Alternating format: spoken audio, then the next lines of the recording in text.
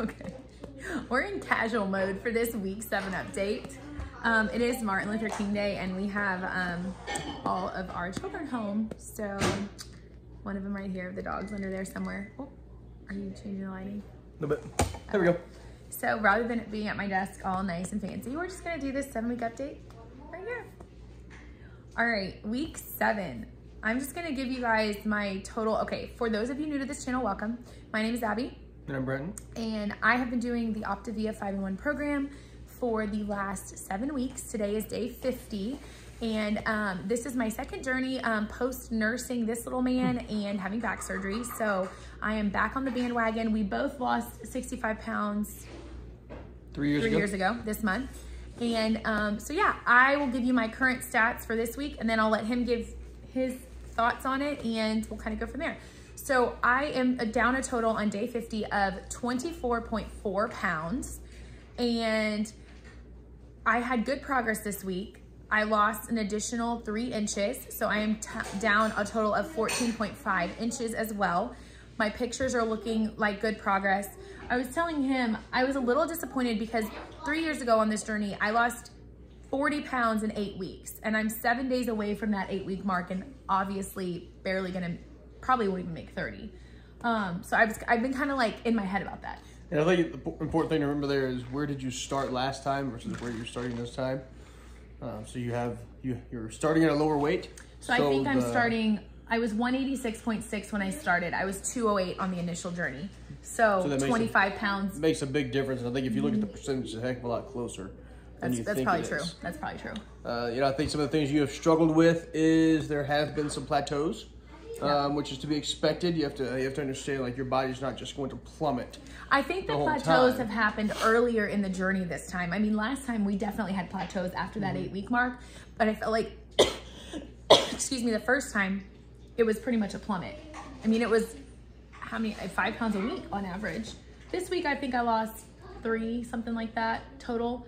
But I think for me, I go on with what you were saying about the plateau. Sorry. But I think even with people that we've coached, we've seen plateaus in different points, and it's important to remember that it's process and it's progress. It's not, you're eventually going to get to your destination, but everybody's journey is a little different, and your journey every time is going to be a little different. Yep, absolutely. So just the consistent commitment to it is what's allowed you to fight through those plateaus and continue to find progress. I think last week was really frustrating for me, like a week ago. This week I focused on water a lot more.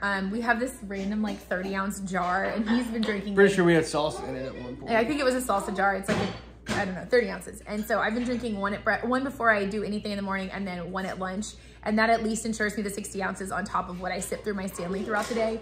So I personally believe, just in the daily losses this week, that the water made a huge difference, which I tell my clients all the time, like, water makes the journey. It really does. So I think I'm just going to continue to try to be consistent at that. I told him, like, a big goal for me, like, I was 162.2 this morning, and I want to be back in the 150s. I think even after our journey, after everything, my comfortable place that I didn't have to try to maintain at was 155. Like, that's like my body's, now that is still too high. I don't want to be at 155. I really want to be at 130, but I can pretty easily stay at 155. And so I think to break that 160 barrier is really important to me. And so my goal for this week, realistically, is to be 159.8 or below. I'd love to be at 30 pounds down, but I just don't see a 5.5 pound weight loss happening at this point.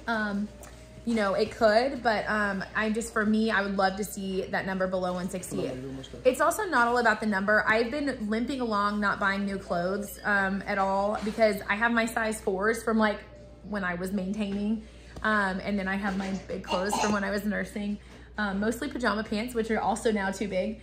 And so thankfully I work from home and don't have to dress up too often, but I'm gonna need to make a trip to the thrift store here in this next week. So what else? I think that brings up another good point. Like, as you're going through this journey, it's you don't want to go out and spend a bunch of money on new clothes that you're going to, I would say outgrow, but it's not the right word. It's ungrow, low grow, whatever. Tell them what we did in our first time. So essentially what you need to do is you need to find you a good thrift store and just go find something, because in 2 or 3 weeks, you're going to be out of those clothes again, and you're going to need more. Oh my goodness. I started at between a 16 and an 18. Some of my clothes were 18, some were 16s on my first journey 3 years ago.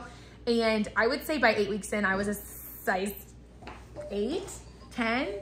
So it's like literally like every 2 weeks, you're a pant size down. And I was still teaching at that point. So I actually had a greater need for like clothes. Right now I stay home and wear pajama pants most days, but I have my little ones laughing at us.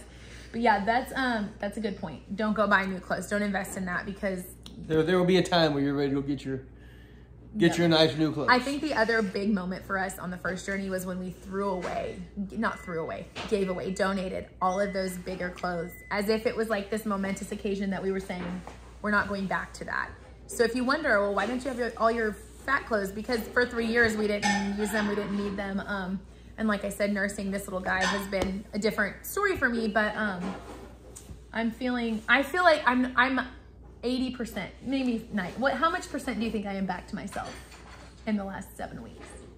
85, 90%? Yeah, I'd say 90. I would say 90. I'd say we're approaching 90% back to myself. I think when I can get that 155, I will feel like I'm back. Abby's back. And then I feel like from that 155 down to that 130 is going to be a challenge I've never taken on before. And it's going to be a whole new me and a whole new challenge, because those last 10, 15 pounds can be hard. But April 15th, I'm saying it. I'm putting it into place. January, February, March to April. Oh, today's January 15th. 3 months, 90 days. 90 days, 32.2 pounds. I think that's a really realistic goal. Don't you? Mm-hmm. We need to say average weight loss on the Optavia 5-in-1 program is 12 pounds. Clients are in weight loss for an average of 12 weeks. I have to say it. Compliance will get on me if I don't. Well done. I've memorized it. Sorry, what else? What are you thinking about your journey? Better GBOT? Get back on track. You've maintained at your 13-pound weight loss, I think. Yeah, just... Okay. Yeah, I don't know. What do you think mentally has been going through your head for the last couple of weeks? I think we are struggling with some things that we can talk about at a later date that has been adding stress to our mental state. That is true. That is true. We come on here and we seem like happy and lighthearted a lot. And we like to be that way, but that doesn't mean life doesn't happen. It doesn't mean like there aren't stressful things. My daughter's been struggling with some medical stuff. We've had some work stuff. And so I think that's when that component, the healthy transformational system, really comes into play with Optavia. This isn't just about the food. It's not just a diet. That life book and that habits of health book, where it really goes into like how you got to where you are, emotional eating, stress eating, stop, challenge, choose, those resources are invaluable. And you would say you haven't stopped, challenged, and chose. I'm not calling you out. I'm just saying, it's reality. Yeah. Yeah. And so I think just like letting that emotional eating come into play is a real thing for a lot of people. Including me. Yeah. And me too. And that's another thing to say. If you're considering a journey, a health journey, a weight loss journey, I call you to it. Like, it's awesome, but you're not ready until you're ready. And if you're not mentally at that place of being willing to lay those other things down and sacrifice for the time being, you aren't ready for the journey. And I'll tell clients that if I don't think they're ready. And so that's just really a choice you have to make. I mean, for me, like from March of last year until November, when I was nursing and having back surgery, like I wasn't placing my health priority on the top line. I mean, which is okay. I had some other things going on and I was making choices, but I got to Thanksgiving and I was like, enough is enough and I'm ready. And that's the point you have to get to.